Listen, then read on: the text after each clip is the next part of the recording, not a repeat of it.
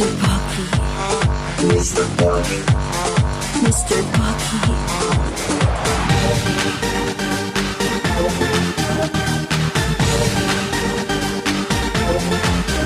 Mr. Pocky, Mr. Pocky,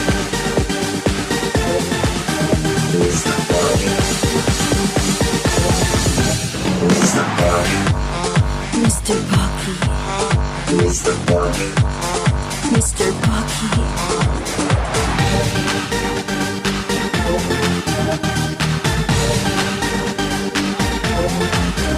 Pocky, Mr. Pocky, Mr. Pocky,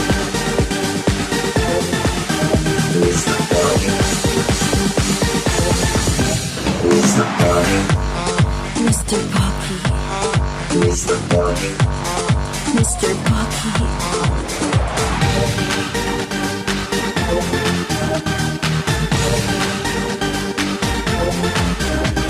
Pocky, Mr. Pocky.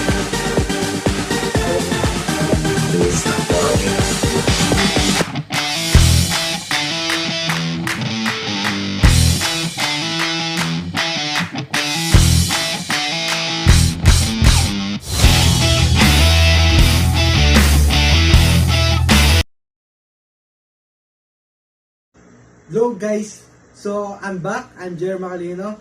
So for today's topic, I'm gonna answer this following question.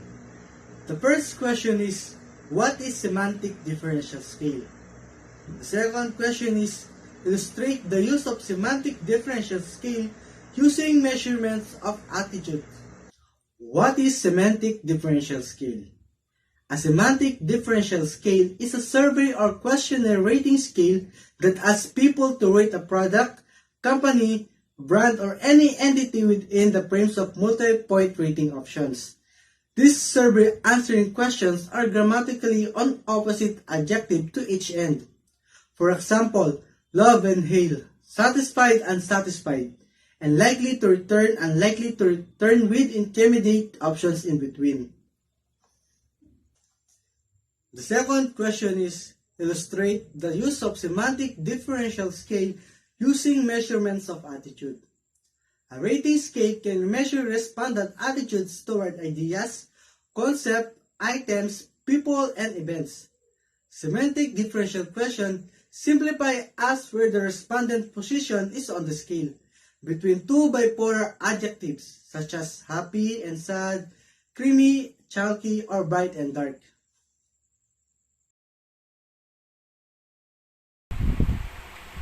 Rating scale is defined as a close-ended survey question used to represent respondent feedback in a comparative form for specific particular feature, products, and services.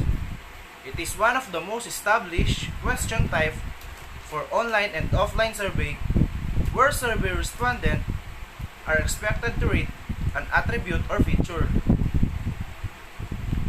Rating scale is a variant of popular multiple choices question which is wisely to use gather information about a specific topic.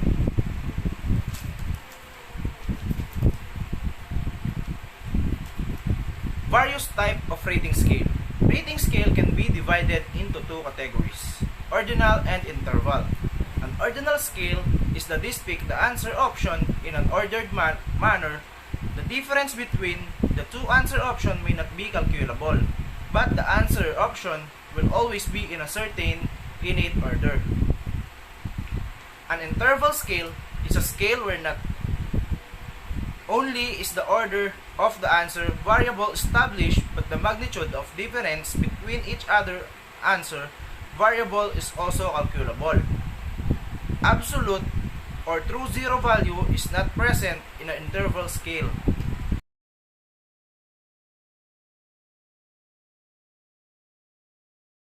Good day to all of you guys, and I'm Ron Kilias Corpus, and my topic is all about what is portfolio assessment. First, what is portfolio? A portfolio is a purposeful collection of student work that exhibits the students' efforts and progress and achievement in one or more areas. The collection must include the student participating or participation in selecting contents. The criteria or selection, the criteria for judging merit and evidence of the students and self-reflection. And second, portfolio assessment is one of the several authentic and non-traditional assessment techniques in education.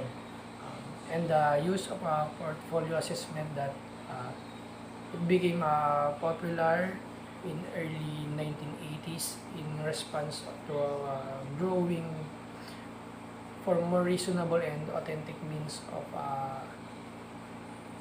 assessing students' growth and development in school.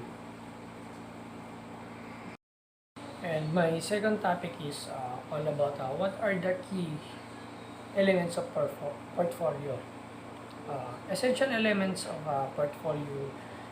Every portfolio must contain the following essential elements. First, cover letter about the author and what my portfolio shows about my progress as a learner. And second is table of contents with numbered pages. And third, entries rather, both core items students have to included, and this is optional. Items students have own choice. The core elements be required for each student and will provide the common base from which to make decisions on assessments. The optional item will be allowed further to represent uniqueness of each students, and afford dates on all entries to facilitate proof of growth over time. And fifth, drafts of oral and written products and revised versions. And number six, reflection can appear at the different stages, the learning process for formative and summative purposes, and that the lower levels can be written in the mother tongue or by students who find it difficult to express themselves in English. And, there are also many essential elements of portfolio. Students can choose to reflect upon some or all of the following, and I give you all my idea. What did I learn from it?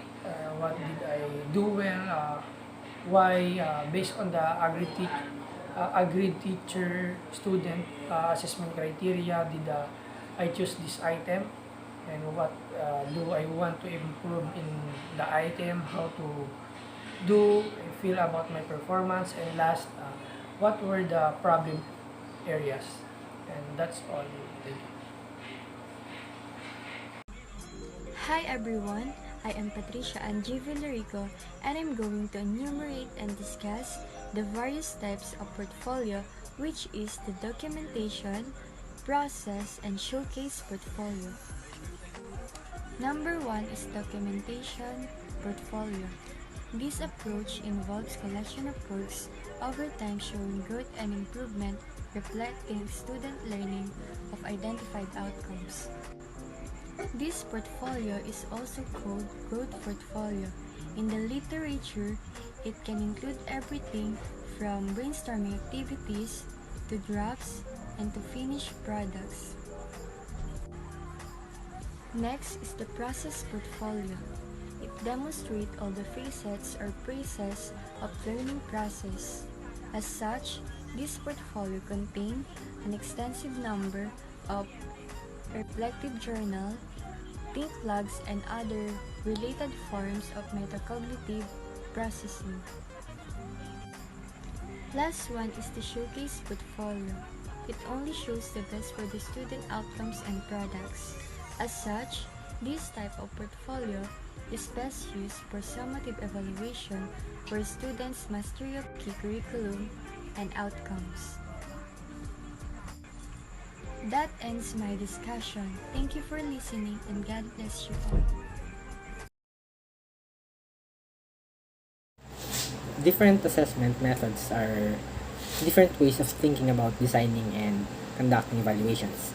Some assessment methods aid in solution of problems, while others optimize existing methods.